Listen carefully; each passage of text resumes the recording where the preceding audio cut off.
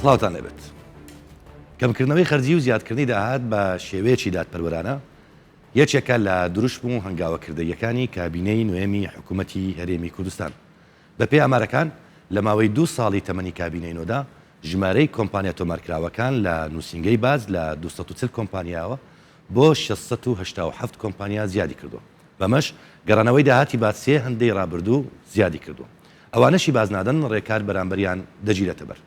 پرسیاری هاوڵاتیانەوەیە ئایا لەو کابینەیەدا دادپەروەری لە بازدان هەیە و سەرجەم کۆمپانیەکان ئێستا باز دەدەن حکوومەت ئەو کۆمپانیا چین و چیان کە لە بازدان دەبەخشن ئەگەر کۆمپانیایەک یان شوێنێک خۆی لە بازان بزێتەوە چ ڕێکارێکی لە بەرامبەردا دەخرێتە بەر. بۆ ئەمە بەستا بە خۆشحاڵیەوە میوانداری بەڕێز دکتۆر کەمالوەرتی بەڕێوبەری گشتی بەڕێوبەرایەتی گشتی باجەکان و خان و بەرەی میریمان کردوم. کاک دکتۆر بەخێربێ. زۆر سپاس. ئەمەوێت لە سەرەتا قسە لەسەر چاکسازیەکانی کابینەی نوێن لە بواری باز بکەم کە دەڵێن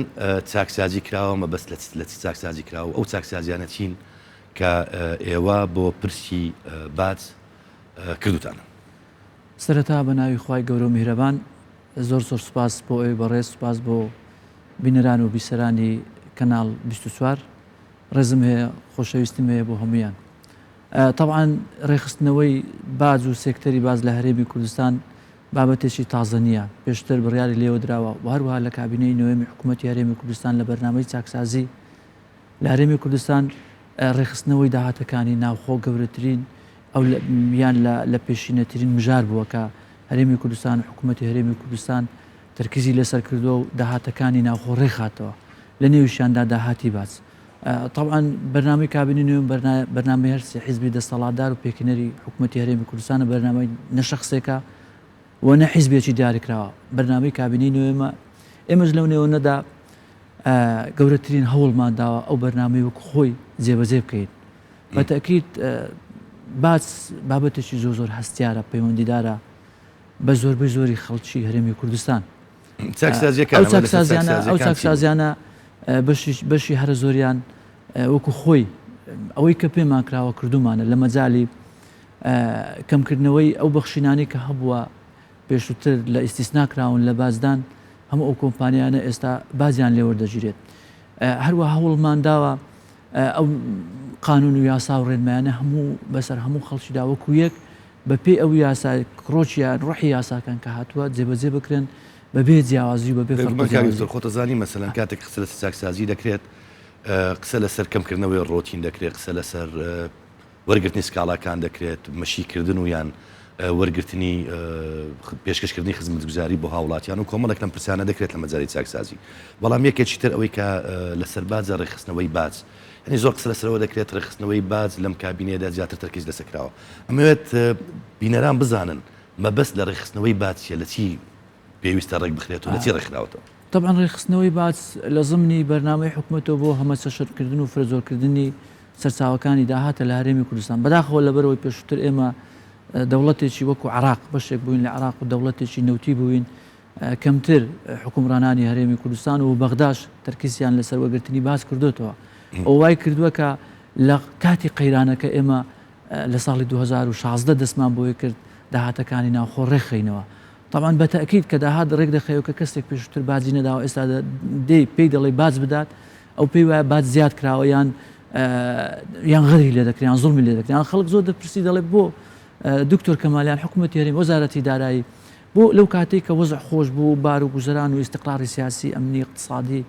باشتر بوو لە ئێستا بۆ ئەو کاتە باشەمانەوە پرسیار دەکەم بۆ لەو کاتێک ئیستیقراری سیاسی بە درێژایی عراق ئیستیقراری سیاسی عراق هەبوو ئەو کاتانەی کە پارە هەبوو بەڵام ئیستیقراری اقتصادی کە نەود لە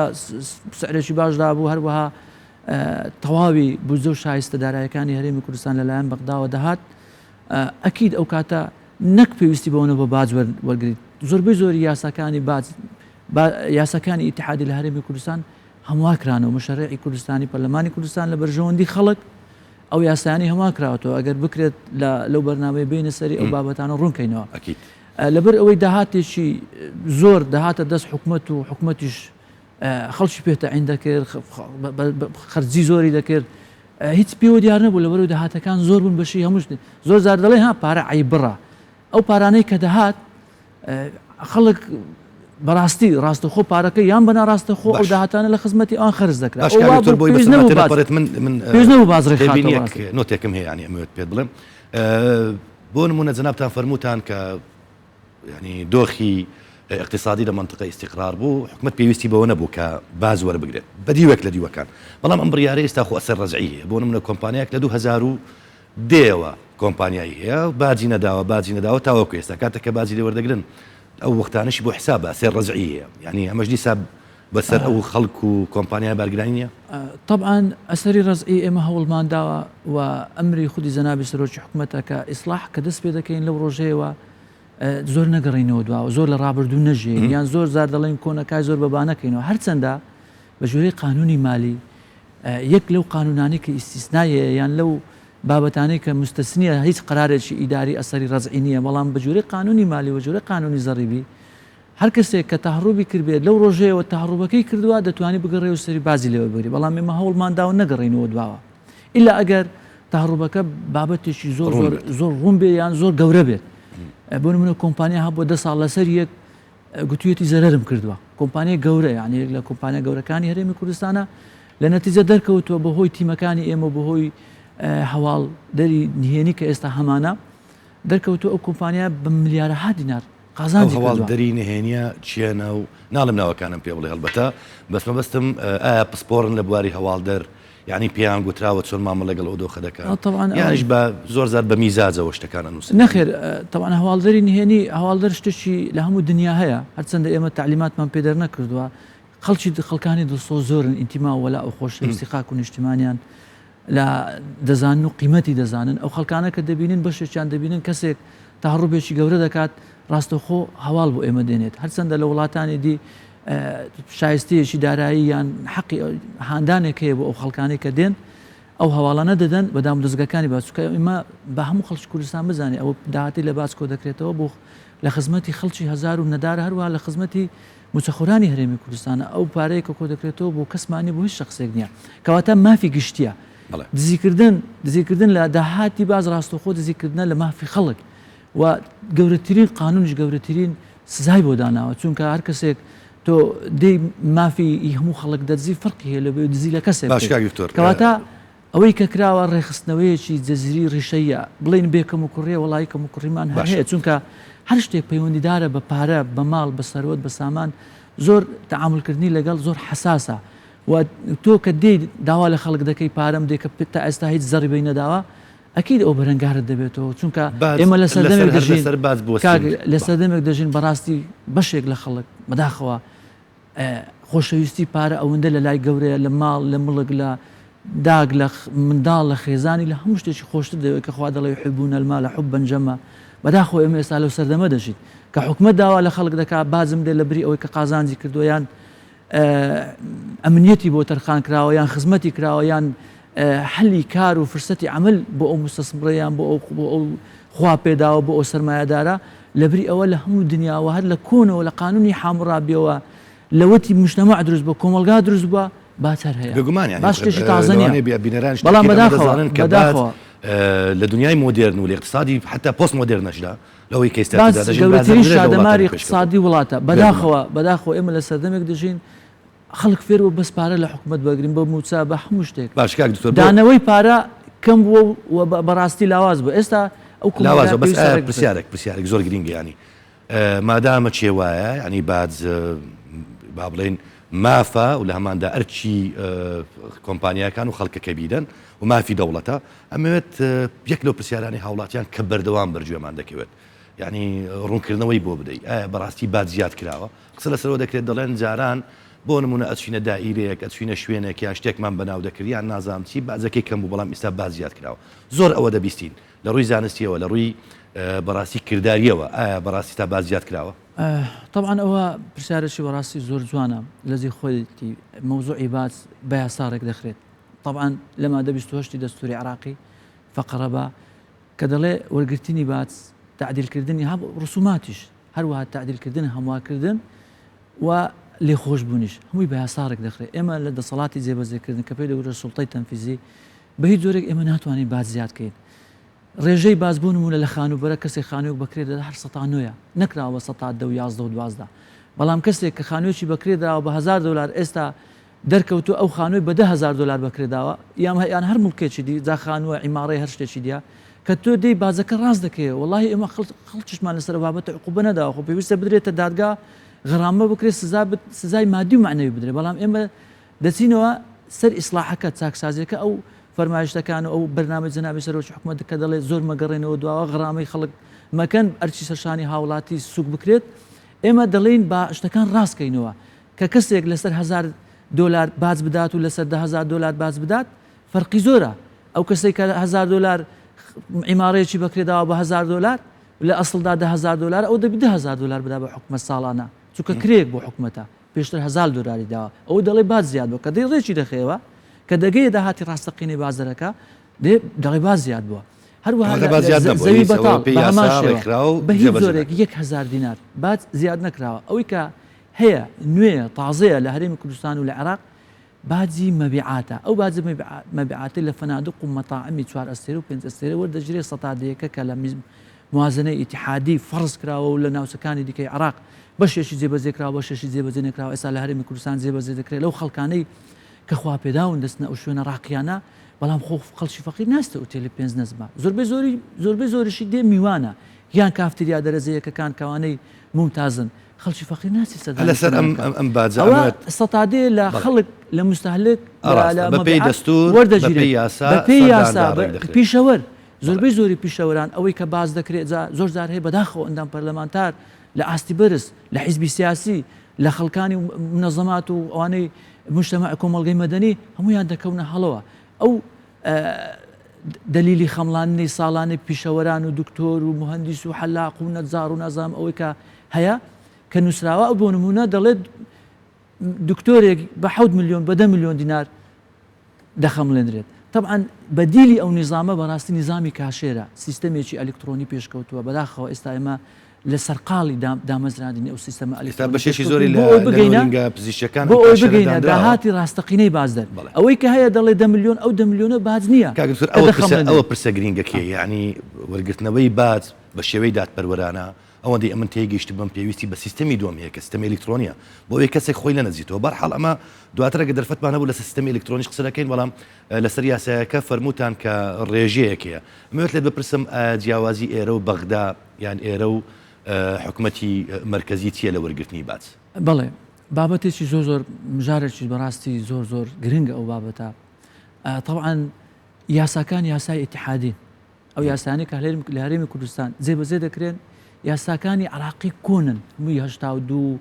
59 62 60ەکان و 70ەکان و هەمووی سەدەی ڕابردونە بەڵام یاسای زۆر باش ڕاستە کەم و کوڕیان تێدا هەیە بەڵام دوای ئەوەی کە هەرێمی کوردستان موچە و شایستە دارایەکانی هاوڵاتیان هەرێمی کوردستان لەلایەن بەغداوە خۆی دابین دەکرات مشەرعی کوردستانی پەرلەمانی کوردستان هەستا بە هەمواکردنەوەی زۆری ئەو یاسایانە هەم لێخۆشبوون ڕێژەی لێخۆشبوونی زیاد کرد بۆ نمونەیەکی زۆر وازە ئێستا لە هەرێمی کوردستان هەر فەرمانبەرێک لە کەرتی تایبەتدا لە کەرتی گشتی کار دەکات لە ملیۆنێکی ئیسمی بەسەرەوە بازی لێوەردەگیرێت یعنی ملیۆنەکە عەفوە لەسەر ملیۆنەکەەوە بازی لێوەردەگیرێت کە 105 بەڵام لە عێراق و ناوچەکانی دیکەی حکوومەتی عراقی لە 280,000 دینار بەسەرەوە موچەت هەبێت چ لە کەرتی تایبەت بیان لە کەرتی گشتی بازی 105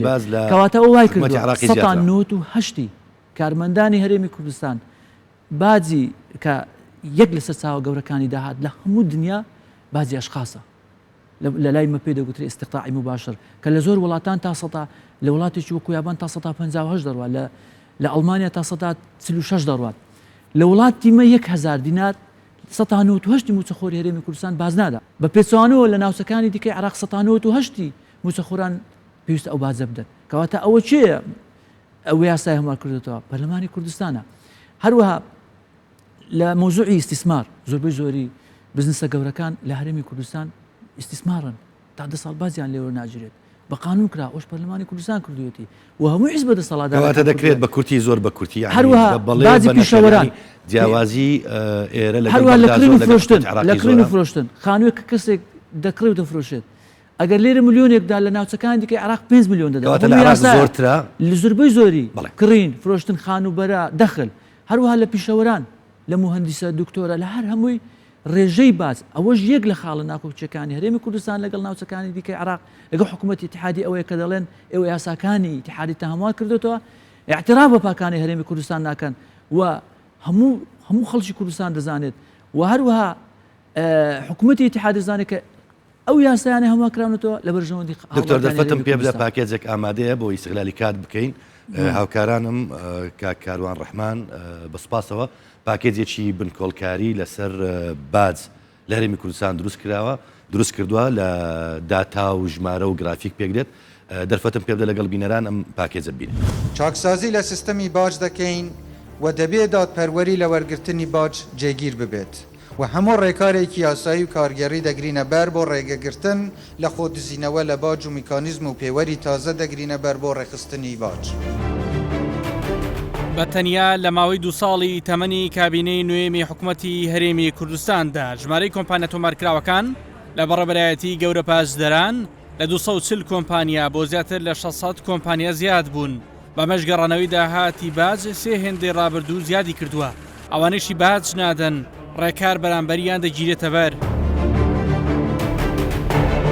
لەگەڵ دەست بەکاربوونی کابینەی نوێمی حکوومەتی هەرێمی کوردستان کۆکردنەوەی داهات لە 600 زیادی کردووە. بە جۆرێک ئەگەر ساڵی 2020 نمونە وەربگرین تا ئەم ساتە 711 ملیار و 362 ملیۆن و 595,773 دینار کۆکراوەتەوە کە ئەگەر دابەشی بکەین بەسەر شارەکاندا لە پارێزگای هەولێر لە سایە 50 داهاتی بەردەکەوێت کە کۆکراوەتەوە. ژمارەکە لە هەولێردا پێمان دەڵێ 353 ملیار و 284 ملیۆن و 993,763 دینارە. لە سلێمانی ژمارەکە بریتیە لە 185 ملیار و 137 ملیۆن و 288,221 دینار. لە پارێزگای دوهۆکدا 172 ملیار و 940 ملیۆن و 313,689 دینار تا ئەم ساتە تا 1/12/2021 کۆکراوەتەوە.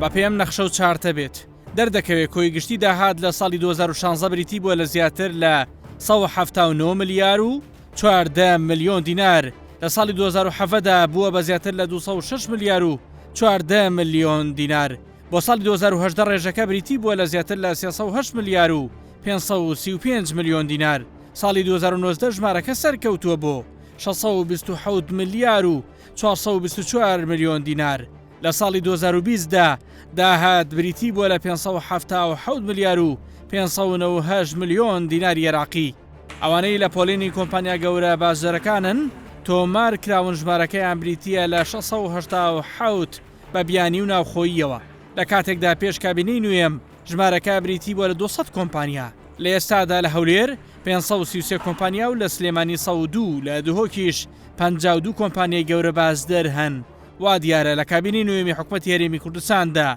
متمانەیان بۆ گەڕاوەتەوە. طبعاً هێڵە گشتیەکانی کارنامەی حکوومەت کابینەی نوێم تەرکیزێکی خاصی خستۆتە سەر باجەکان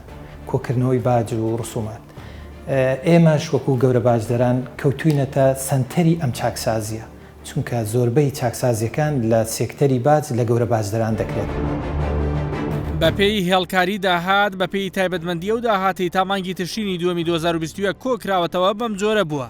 باجی سەر کۆمپانیەکان بریتی بووە لە سایە 74 کۆی داهات واتە 525 ملیار و 256 ملیۆن و 753,451 دینار. باجی خانوبەرە بریتی بووە لە 114 کەوا بریتیە لە 99 ملیار و 542 ملیۆن و 306,279 دیناری عێراقی. باجی دەرامەت بریتی بووە لە 110 کەوا دەکاتە 74 ملیار و 930 ملیۆن و 26,085 دیناری عێراقی. باجی خانوبەرەی میریش کەوا کەمترین بووە بریتی بووە لە 102 کەوا 11 ملیار و 333 ملیۆن و 409,985 دیناری عێراقی بووە. سیاسەتی کابینەی نوێمی حکوومەتی هەرێمی کوردستان بریتی بووە لە ڕزگاربوون لە کۆمپانیای وەهمی. سەبارەت بەوەی کە باز لە خەڵکی هەژار وەردەگیرێ بە ڕێژەی 180 و 120 لە خەڵکی دەورەمەند وەردەگیرێت کە ئەوە ڕێک پێچەوانەکەی تەواوە 174 داهاتی باز کە ئەو ساڵ کۆکرایتەوە لە کۆمپانیاکان بووە 12 خانوبەرەیە کە خەڵک باسی دەکا وەکو موساتە حەبازێکی زۆر وەرگیرایە 10 لە پیشەوەران و خەڵکی ئاسایی وەرگیراوە. بەرپرسانی بەڕێوەبەرایەتی گشتی باجەکان و خانوبەرەی میری دەڵێن لە ئەنجامی چاکسازیدا داهاتی باج زیادی کردووە و کۆمپانیا بازرەکان زیاد کراون نەک ڕێژەی باز زیاد کرابێ هەر بۆیە لە جیاوازی خشتی خەمڵاندن لە باج لەگەڵ بەغداددا دەردەکەوێ کە بە بەراورد بە حکوومەتی عێراقی وەرگرتنی باج لە هەرێمی کوردستان کامترە یاخود لەسەر داوای حکوومەتی عێراقی هەندێکی هاوتا کراوە بۆ نمونە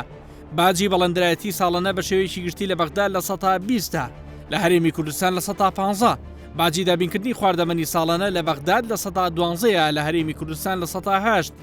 باجی پارچە یەدەگی ئۆتۆمبیل ساڵانە لە بەغداددا لە 11 بۆ 12 ملیۆن و لە هەرێمی کوردستاندا 10 ملیۆن دیناری عێراقیە باجی تایەفرۆش ساڵانە لە بەغداد لە 10 بۆ 11 ملیۆنە لە هەرێمی کوردستان بریتە لە 9 ملیۆن و 500 هزار دیناری عێراقی هەروەک خەمڵێنراوە ئەگەر سەرتاشێک ساڵانە داهاتەکەی 8 ملیۆن دیناری عێراقی بێ و 3 منداڵی هەبێ تەنیا 110 هزار دیناری عێراقی لێ وەردەگیرێ. ئەو بازێک لە هەرێم وەردەگیرێ نزیکەی 1 لە 3 ئەو بازێک بەغدایە هەندێک پیشە هەیە لە بەغداش هەمان شت زەوابەتی هەیە وەک ئێمە ئەگەر بێت و مقارنی زەوابەتی بەغدایە بکەین لەگە زەوابەتی هەرێم جیاوازیەکە زۆر بەڕوونی دەبینی ئەگە بەراورد بکەین لەگە وڵاتی دەوروبەر ئێران و تورکیا ئەو بازەی لە هەرێم وەردەگیرێ بازێکی زۆر ڕەمزیە. لە ماوەی ڕابردوودا وا بڵاوکرایەوە کەوا دوکانێکی ماسفرۆشی لە دهۆک ساڵانە وەکو باج بڕی 700 هزار دیناری لێوەرگیراوە بەڵام ئەم بەڵگەیە هەموو تۆمەتەکان ڕەت دەکاتەوە دەردەکەوێ ئەو شوێنە کارگە بووە نەک دوکان لە کۆی داهاتی ساڵانیشی کە بە 9 ملیۆن دیناری عێراقی خەمڕێنراوە تەنیا 115 هزار دیناری عێراقی لێوەرگیراوە.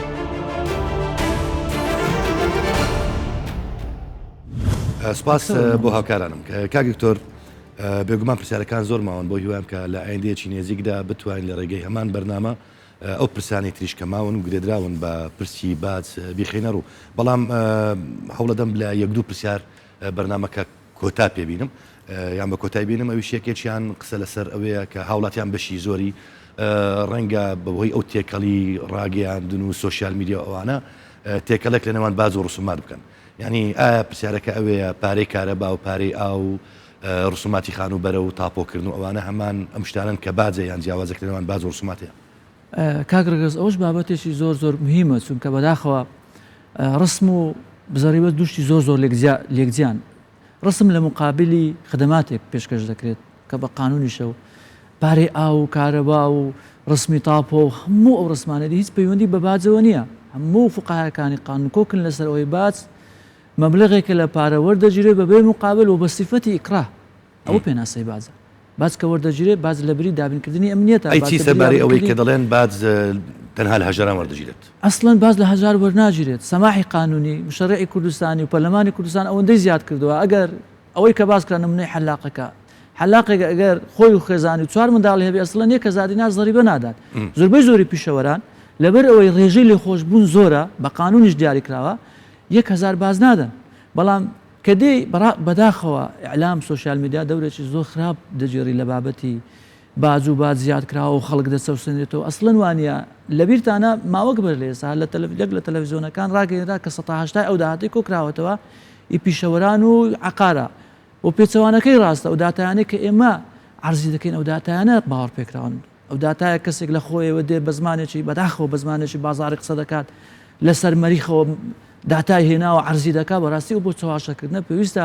داواکاری گشتی بێتە سەرخەت پێویستە دام و دەستگاکانی دیکەی ڕقابی ئیجراعات و لێپرسین و لەگەڵ خەڵکانە بکەن کە دێن ئاشتەوایی کۆمەڵایەتی تێکەدەن کە دێن معلوماتی هەروەها لە ڕووی سایکۆلۆژی و بابەتانە بابەتی زۆر هەستیارن لە هەموو دنیا ئەو شانە بە فلتەرادا تێدەپەڕی کەسێک کە دێت چاواشەکاری دەکات خەڵک دەگەوجێنی ڕێعام بەلا ڕێدا دەبات داواکاری گشتی ئیزراعات لەگەڵ خەڵک پرسیارم لەسەر کۆمپانیایەکانە خۆدزینەوە لە کۆمپانیایەکان باسی وەکرا کە پێشتر هەبووە ئێستا ڕێکخراوەتەوە مەپرسی باز کۆمپانیایەکان ئیسیسناییان بۆ کراوە عفوکراون لە هەمان کادا دەڵێن نەخریز کۆمپانیایەک ئیسیستا نەکراوە بە کورتی لە ماوەی یەک خولەکدا پێم بڵێ کۆمپانیایەکان لە هەرێمی کوردستان ئیسیسناییان بۆ هەیە و جگە لەوە ئەو کۆمپانیای کە تەحڕوو بەکەن خۆدزینەوە دەکەن لە بەرامبەردا سەرڕێکاریەکیان ئەخرێتەوە نەک ئیسیسنا بۆ کۆمپانیاکان نەکراوە بەڵکو ئیسیسنایەکان هەڵوەشێنراونەتەوە ئەوە یەک خاڵی دووەم ئەگەر یەک کەس تەوان پەرلەمانتار هەر کەسی دیە دەزانێت یەک کۆمپانیا ئەسیستناکراوە کە نییە کە هیچ کۆمپانیایەک لەو کوردستانە ئللا ئەگەر بەیاسا پابند بێ باز بدات بەڕاستی سیسنا نەکراوە و ئێمە تەحدا دەکەم لەو بابەتە بەڕاستی تەحدای هەر کەسێک دەکەم کە لە کوردستان بە یاسا بازی لەسەر سەپێنرابێت لێخۆشببوونی بۆ کرابێت چونکە ئەوە ئەمری جەنابی سەرۆکی حکوومەتەوە ئەنجومەنی وەزیرانە هەر کۆمپانیایەک قازانج دەکات کە ئیشی هەیە لە کوردستان پێویستە بازی شایستەی لێوە بگیرێت ئەوانەی کە تاڕوو بکەن و ئەوانەی کە تاڕوو دەکەن زۆربەی زۆری تاڕوو بەڕاستی ڕێگوڕشەی داکتایە کێشەی زۆر گەورەی لە زۆربەی وڵاتان بە تایبەتی لە وڵاتانی کە سیستەمی ئابووریان تۆکمەنیە لەسەر ئەساسی تەکنۆلۆژیای زانیاری و معلومات دانەمەزراون بە ئاسانی تاڕوو دەکرێت بەداخەوە وڵاتی مەژێک لە وڵاتانەیە کە فەرهەنگی خۆتزیینەوە ڕێگوڕشەیەکی دوور و درێژی هەیە ئێستا ئێمە ئاخری چین و ئیزرائیل لەگەڵ خەڵکانە دەکەین و هەر لە ساڵی ڕابردوو سەدان کۆمپانیا دراون بە دادگاکان خەڵکەکە ئیزرائاتی لەگەکراوە جیراشە و بە هەزاران کۆمپانیا زیاتر لە هزار کۆمپانیا غەرامەی مالی کراون بابەتی عەرزی معلومات کە بۆ مبدەئی شەفافیەتە عەدالەت و نەزاهات کە سێ مەبدەئی سەرەکی سێ کۆڵەگەی سەرەکی کابینەی نوێمی حکوومەتی هەرێمی کوردستانە هەر کەسێک لە هەر شوێنێک 1000 دیناری میری و دەوڵەت دەزانێت بەڕاستی غەدری لێکراوە دەتوانێت شکایەتمان لێ بکات بووەنداتە داواکاری گشتی هەر فەرمانبەرێکمان وە لەمنەوە با پێدا بێت بەڕاستی هیچ کەسێک حەسانەی نییە هەر کەسێک مافی ئەو وڵاتی خواردە دادگایی بکرێت بەڕێز دکتۆر کەمالوەرتی بەڕێوەبەری گشتی بەڕێوەبەرەتی گشتی بازەکان و خانوبەرە سوپاس بۆ ئەو زانیاریانە ئەگەر عمر باقی بێت لە ماوەیەکی نێزیکدا بەشی دوێن بەردامەکەش تۆمان زۆر شتما بۆ باسی بکەیت بەداخۆ لەبەر نەبوونی کات ئینشاڵڵا عمر باقی بە ئیزنی خۆی عمری ئێوەش باقی بێت تا دیدار هەر شاد بن